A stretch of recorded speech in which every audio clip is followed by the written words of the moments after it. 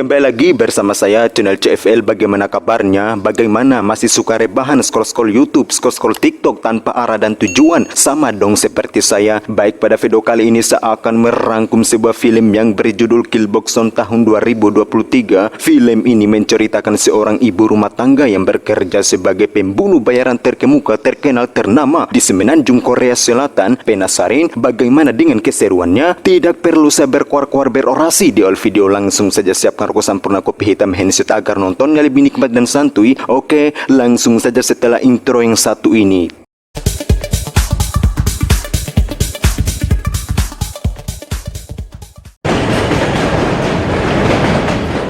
집에 오면 졸졸 따라다니면서 Di awal film kita akan diperkenalkan dengan orang yang paling terkuat di gangster Yakuza. Dia bernama Oda Shincharo. Ini orangnya tanpa sepengetahuannya sadar-sadar dirinya tengah tertidur di tengah jalan, dan ternyata yang membawanya kemari adalah seorang pembunuh bayaran terkemuka di Semenanjung Korea Selatan. Beliau bernama Bokson. Ini parasnya di mana Bokson diutus oleh pimpinannya untuk membunuh Oda Shincharo. Dan yang menarik adalah sebelum mereka berdua melakukan pertarungan, diawali dengan ngobrol santai sekaligus mengisap sebatang rokok. 다코토한데 한톤이 고치 우대는 그러니까 쑥이야다.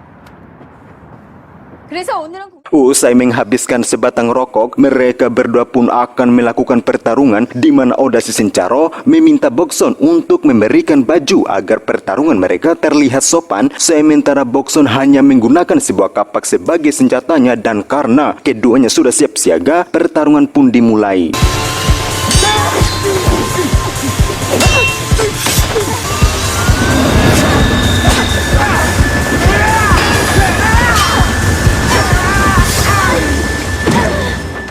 Ya, Oda Shincharo berhasil melukai lengan Bokson, maka kita bisa menduga bahwa Oda Shincharo cukup ahli dalam bermain pedang. Ketika Bokson menyadari lengannya sudah terluka, dia pun memutuskan untuk mengganti senjatanya. Sementara Oda Shincharo sembari menunggu Bokson mengambil senjata, dia tengah mempersiapkan jurus-jurusnya. Akan tetapi 쇼리니와 구쟁와 나이냐 데코소 쇼. setibanya di rumah Bokson, meskipun dia sebagai pembunuh bayaran, Bokson tidak melepaskan kebiasaan-kebiasaan ibu rumah tangga pada umumnya. Hal ini ditandai Bokson terlihat tengah sibuk melakukan pekerjaan rumah. Di saat itulah dia menemukan satu bungkus rokok Marlboro tepat di kamar milik putri tercintanya, di mana hal tersebut dapat mengingatkan peristiwa pada saat ia beranjak dewasa yang ketika itu Bokson ketahuan merokok sehingga ayahnya memberikan hukuman dengan mengunyah sebatang rokok. Perkenalkan, dia bernama Joyung yang merupakan putri daripada Bokson, di mana Bokson ketika menyadari putrinya sudah mulai merokok, Bokson sebagai orang tua yang tidak menginginkan anaknya melakukan hal-hal yang makruh, Bokson bertanya bahwa kapan Joyung mulai merokok. Di sini Joyung menjawab dengan jawaban yang sedikit melukai hati si ibu. Ditambah lagi Joyung membanting pintu kamar dengan sangat kuat. 라고 하면 그게 설득력도 있겠다. 그치?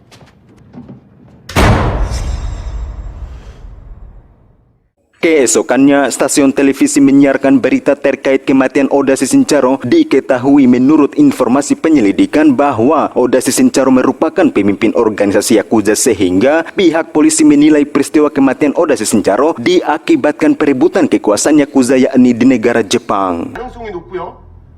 한국 조폭들이 개입되었는지는 Kembali kita akan diperlihatkan dengan Bokson. Terlihat dia tengah berkumpul sesama pembunuh, di mana rekan-rekannya tersebut rupanya tergabung juga dalam organisasi yang sama, yaitu organisasi pembunuh bayaran. Namun yang membedakan Bokson dengan mereka, Bokson sudah tergabung di organisasi terbesar yang disebut organisasi MK. Nah, jadi sedikit saya jelaskan bahwa organisasi MK merupakan sebuah perusahaan yang sudah mengglobal di seluruh dunia yang dipimpin oleh Cha Min-kyu. Ini orangnya, di mana 7 tahun yang lalu Cha Min-kyu membuat aturan kepada seluruh elemen-elemen organisasi bahwa pertama, tidak boleh membunuh anak di bawah umur, kedua, hanya menerima pekerjaan dari perusahaan, ketiga, organisasi terkecil harus menerima pekerjaan yang diizinkan perusahaan, yakni MK. 미성년자는 죽이지 않을까? 직을 제안하고자 합니다. 질문 있습니다. 둘째, 회사가 허가한 작품만 할 것. 이제 글로벌 사업이 되었고 우린 정당한 대우를 받았죠. 이제 회사가 허가한 작품은 반드시 Salah satu dari mereka yang bernama Dayat ini orangnya, di mana Dayat sebenarnya kurang setuju dengan aturan yang dikeluarkan organisasi MK karena hal itu akan mempersempit job mereka yang masih tergabung di organisasi-organisasi terkecil jika harus menunggu perintah dari ketua umum yakni Chaminqiu. Bokson mendengar kritikan tersebut membuatnya sedikit kesal sehingga Bokson memutuskan untuk pergi dari sana. 지금 신상산의 애들 빼고는 싹 다 MK 눈치 보느라고 그 구멍가게 세상 규칙이라는 거는 힘 있는 사람들이 만들까요? B 정답. 내가 능력이 좀 많네. Adegan berpindah dengan memperlihatkan Joyung dan kita yang menonton akan terkejut tatkala rupanya Joyung mempunyai pasangan yang sama jenis. Dia bernama Sora. Di tengah-tengah mereka sedang bercumbu. Tak berselang lama mereka berdua dikagetkan dengan kehadiran teman kelasnya yang mengajak Joyung dan Sora untuk pergi di tempat diskotik, di mana salah satu dari mereka yang bernama Cheulo, kita sebut saja Charlie, ini gagahnya. Charlie mengajak Joyung untuk ikut bersama mereka dan karena Joyung tidak menyukai seorang pria, dia menolak ajakan tersebut. 죽는다. 재밌게 놀아. Keesokannya, Bokson mendapat panggilan dari ketua Chaminqiu untuk menemuinya di kantor organisasi MK dalam rangka untuk mendapat misi selanjutnya. Setibanya di sana, kita akan diperkenalkan dengan adik daripada Chaminqiu yang bernama Minhe. Ini parasnya, di mana Minhe memanggil Bokson untuk melihat sebuah pertunjukan aksi pertarungan yang dilakukan oleh anggota-anggota mereka dan ini endingnya. 잘 됐다 언니. 이왕 온 김에 나 면 좀 세워줘. 아,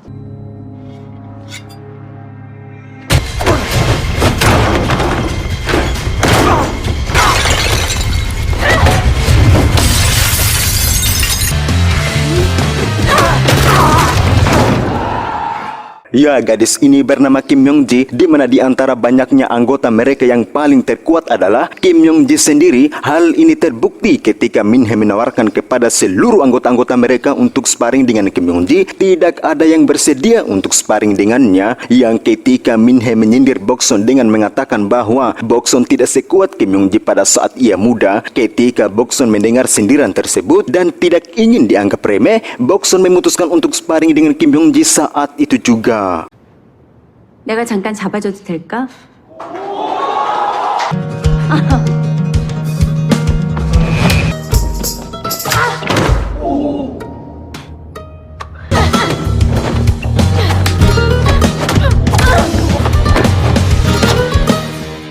너 방금 죽었어.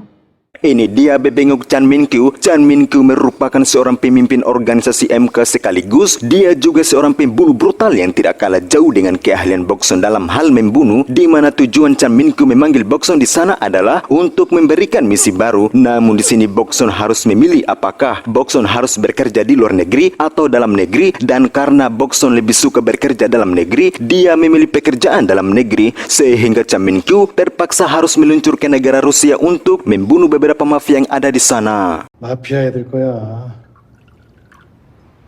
이라, 빨리 결정해줘야 돼.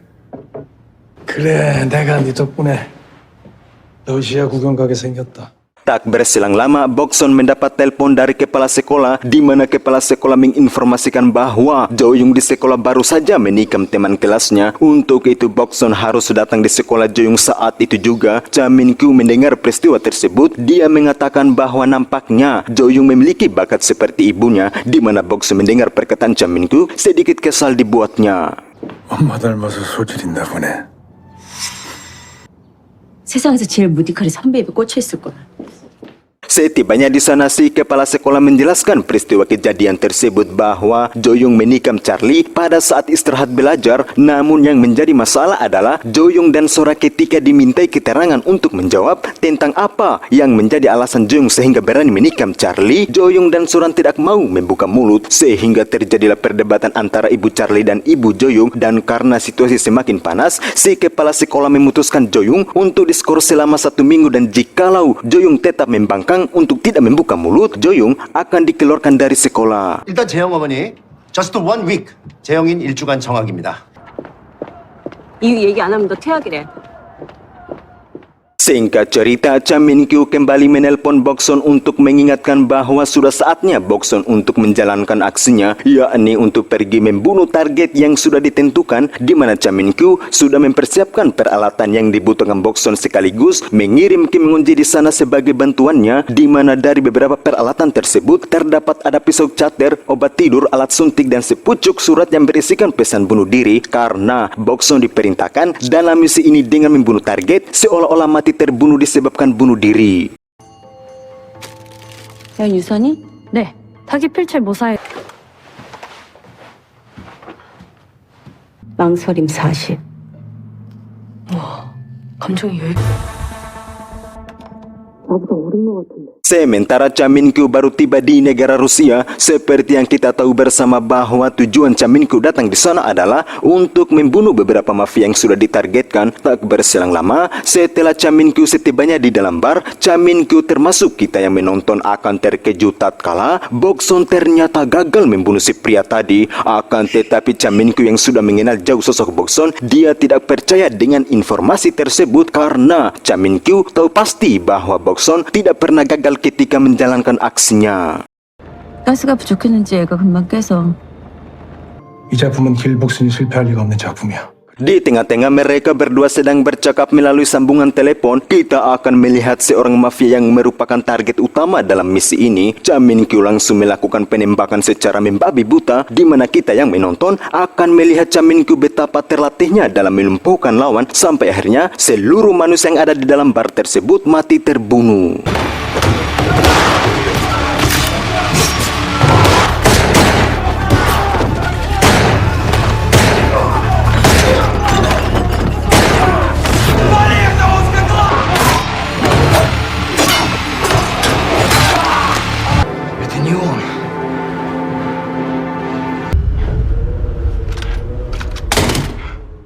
Setelah ketegangan sudah selesai, Cha Min-kyu melanjutkan pembicaraannya dengan bertanya kepada Kim Yong-ji. Di sini Kim Yong-ji sebelum menjawab pertanyaan dari Cha Min-kyu, Kim Yong-ji bertanya kepada Bokson bahwa apakah saya harus memberikan jawaban yang jujur. Karena Bokson tidak ingin munafik, dia menyuruh Kim Yong-ji untuk jujur saja, sehingga Kim Yong-ji harus menjawab dengan jawaban yang sama, yakni Bokson gagal membunuh si pria tadi. 거짓말해야 하는 겁니까?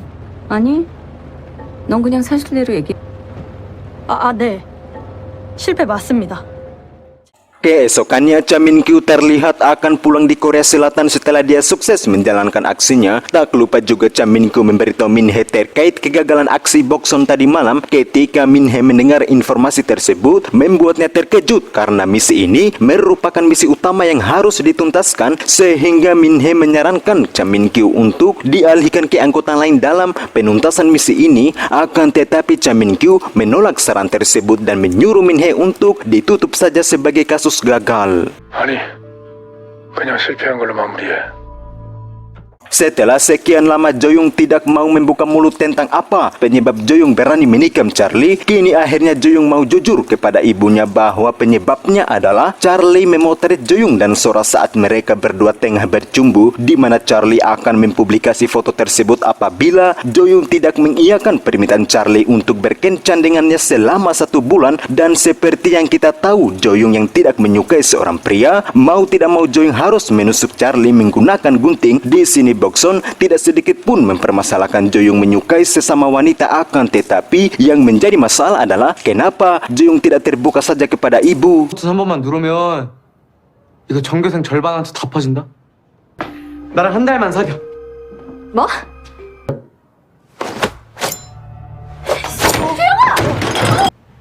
나 여자 좋아해, 엄마.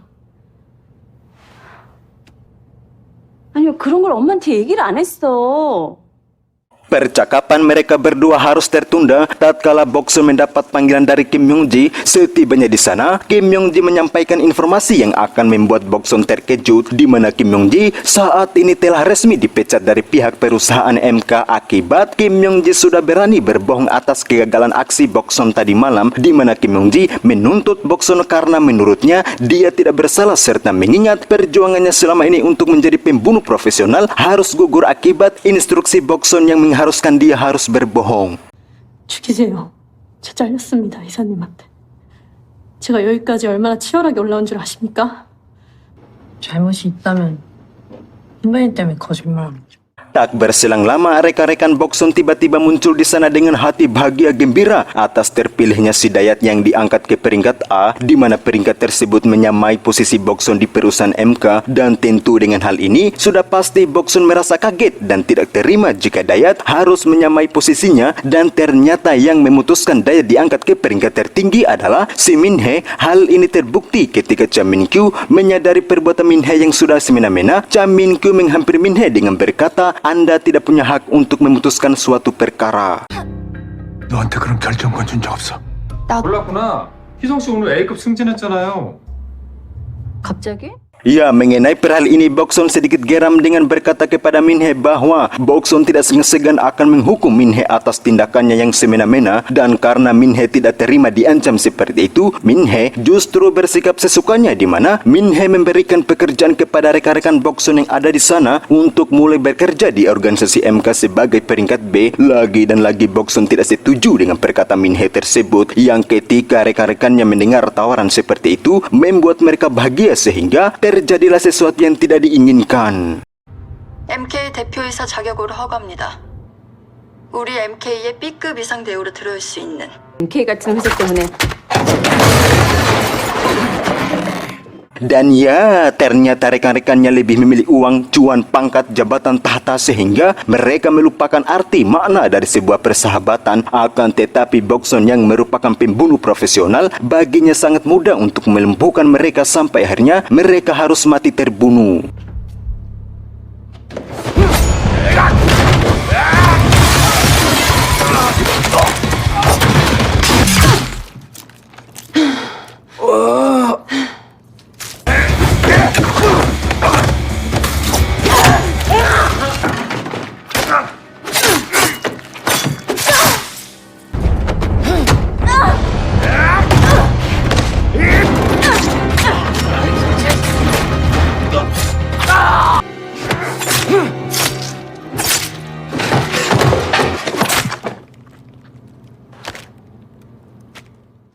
Ketika seluruh rekan-rekannya mati terbunuh, Bokson berterima kasih kepada Kim Myung-ji atas bantuannya, dan ketika Bokson bergegas untuk pulang, tiba-tiba Cha Min-kyu muncul di sana dengan mencekik lehernya. Beruntung di sini Kim Myung-ji segera menghentikan aksi Cha Min-kyu dengan berkata bahwa Bokson tidak bersalah, justru mereka yang akan membunuh Bokson atas perintah Min-hee. 차 이사님이 선배님 죽이라고 시켜서 벌어진 일입니다. Ya, Cha Min-kyu menyarankan kepada Bokson untuk berhati-hati karena besok pagi ketika semua perusahaan menyadari pegawainya mati terbunuh, mereka tidak segan-segan akan mencari Bokson sampai untuk membunuhnya. Untuk itu Cha Min-kyu akan berusaha untuk melindungi keselamatan Bokson dengan syarat Bokson mulai besok pagi harus kerja lagi di organisasi MK. 내일 출근할게요. 계약서 Keesokannya seluruh pihak perusahaan kini sudah mengetahui kematian pegawai-pegawai mereka, dan pelakunya adalah Bokson. Sebagaimana yang dikatakan Cha Min-kyu tadi malam bahwa pihak perusahaan tidak bakal diam, yakni mereka akan mencari serta akan membunuh Bokson, di mana para pemimpin perusahaan sampai saat ini masih menjadi tanda tanya besar di benak mereka tentang apa yang membuat Bokson sehingga berani membunuh para pegawai. Apakah itu murni dari keputusan pribadi atau instruksi langsung dari ketua Cha Min-kyu? Untuk itu mereka harus pertanyakan perkara ini kepada Cha Min-kyu. 개인 일탈. 근데 MK가 길복순을 쉽게 내놓. 그건 차 대표한테 들어봅시다. Ya, akibat peristiwa kematian para pegawai, Cha Min-kyu sebagai ketua umum organisasi MK melakukan kongres kepada seluruh elemen perusahaan seperti janjinya kepada Bokson tadi malam bahwa dia akan melindungi nama baik Bokson dengan berdalih bahwa yang menjadi sebab Bokson membunuh para pegawai itu semua merupakan kesalahan si Dayat, di mana beberapa para pemimpin perusahaan tidak percaya dengan apa yang dikatakan Cha Min-kyu tersebut. 길이 한을 정리하는 과정에서 한이 저항을 했고 뭔가 이상하다. 너무 이상하다. 지금 그게 중요해. 사실관계부터 제대로 짚고 넘어가야 되는 거 아니야? Karena para pemimpin perusahaan masih ragu dengan penjelasan Cha Min-kyu, sehingga untuk memperkuat keyakinan mereka bahwa itu semua murni kesalahan si Dayat, salah satu dari mereka yang bernama Shin menyuruh Cha Min-kyu untuk membawa seorang gadis yang membantu aksi Bokson tadi malam, yakni Kim Yong-ji, untuk dimintai keterangan. Dan ternyata Cha Min-kyu telah membunuh Kim Yong-ji. Agar tidak diketahui oleh mereka, Cha Min-kyu hanya bisa berbohong dengan berkata Kim Yong-ji saat ini telah menghilang. 걔부터 출석시킵시다. 오늘 청소부들이 길복순이랑 같이 있던 여자애를 봤다고 하던데. 죄송하면 안 되는데 저 끝까지 뻔뻔하게. 이를 유일하게 목격한 사람이 갑자기 사라졌다. Dan ya, berharap Chan Min-kyu berbohong seperti itu akan membuat mereka percaya, yang justru membuat Shin berspekulasi bahwa kematian para pegawai murni kesalahan Bokson dan Cha Min-kyu. Dan karena Shin sepenuhnya menyalahkan ketua Cha Min-kyu, membuat Cha Min-kyu tersinggung, sehingga pertemuan yang suci ini berujung dengan hilangnya satu nyawa di antara mereka, yaitu si Shin. MK 직원이면 책임지신다면서요?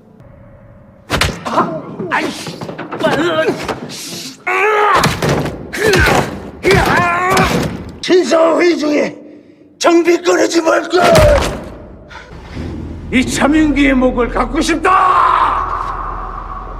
Adegan berpindah dengan memperlihatkan Bokson setelah kita melihat kematian Shin. Kini akhirnya kita dikejutkan juga dengan kematian Min-hee, dan ternyata kehadiran Bokson di sana rupanya hanya untuk membunuh Min-hee. Sebelum meninggalkan tempat ini, Bokson berpesan kepada anak buah Cha Min-kyu untuk memberitahu hal ini kepada Cha Min-kyu agar dia bisa mengatur waktu dan tempat di mana mereka berdua harus bertarung sampai mati. 대표님한테 전해요. 시간이랑 장소 정하라고. Bokson setelah menyadari Cha Min-kyu telah menerima pesannya tadi, saat itu juga Bokson langsung menemuinya di kantor perusahaan mereka. Setibanya di sana, Bokson memberikan alasannya kenapa dia membunuh adiknya Min-hee. Rupanya Bokson mengetahui bahwa yang membunuh Kim Yong-ji adalah Cha Min-kyu sendiri, sehingga Bokson harus bertarung sampai mati dengan Cha Min-kyu. Dan tak berselang lama, tiba-tiba 내가 아는데. 쪽팔려. 그 영진한 아이 때문이야? 그 아이는 잘못한 게 없다고.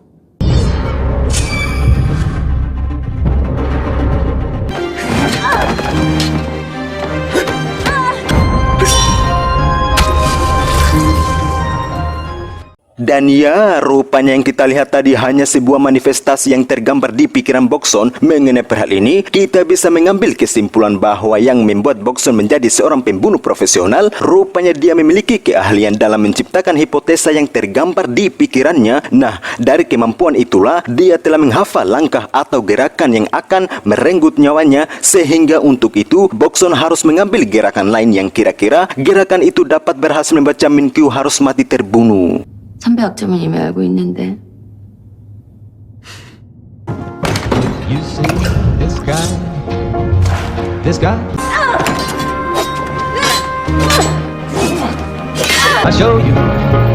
Man, I got to know you.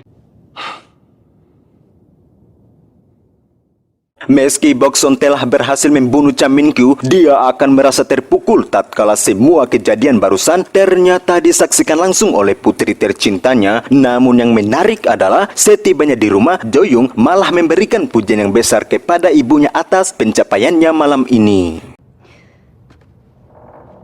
엄마? 수고했어. Keesokannya, Jo-young datang di sekolah dengan tujuan untuk pamit kepada Sora, di mana Jo-young berpesan kepada Sora dengan berkata bahwa Jo-young tidak segan-segan akan membunuh Sora. Nampaknya dari ekspresinya menggambarkan Jo-young akan memiliki sifat, sikap, karakter yang sama dengan ibunya. Hal ini terbukti ketika Jo-young berpapasan dengan Charlie. Dia memberikan bahasa tubuh yang sedikit seram. 아니면 그냥 죽여버릴까?